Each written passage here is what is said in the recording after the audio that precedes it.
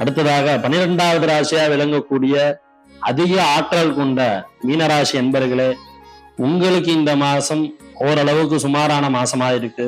உங்களுடைய குடும்பத்துல நிறைய பிரச்சனைகள் வந்து போறதுக்கான வாய்ப்பு ரொம்ப அதிகமா இருக்கு. அதே சமயத்துல பார்த்தோம்னாக்க கணவன் மனைவிக்குள்ள நல்ல ஒரு ஒற்றுமை வரும். ஆனா அது உங்களுக்கு திருப்திகரமா இருக்காது.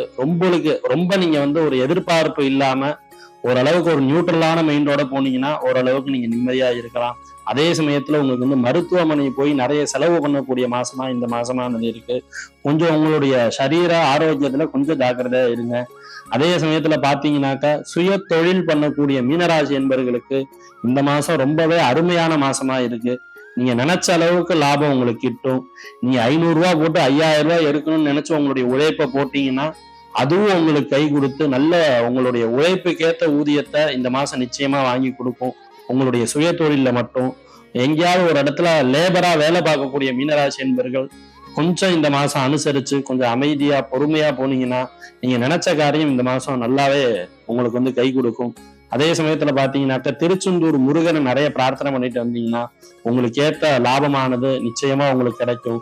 நீங்க சுய தொழில போடக்கூடிய எஃபெக்டுக்கு உண்டான பவரும் உங்களுக்கு நிச்சயமா கிடைக்கும். நீங்க காவல் தெய்வம், உங்களுடைய குலதெய்வம், அதே சமயத்துல பாத்தீங்கன்னாக்க திருச்செந்தூர் சுப்பிரமணிய சுவாமி, இவங்க 3 பேரையும் பிரார்த்தனை பண்ணிட்டு வாங்க. அதே சமயத்துல பாத்தீங்கன்னாக்கா நாகராஜர் வழிபாடு உங்களுடைய சரீரத்துல வரக்கூடிய பிரச்சனைகளை குறைக்கிறதுக்கு பெரிய அளவுல உங்களுக்கு நிச்சயமா சப்போர்ட் பண்ணும்.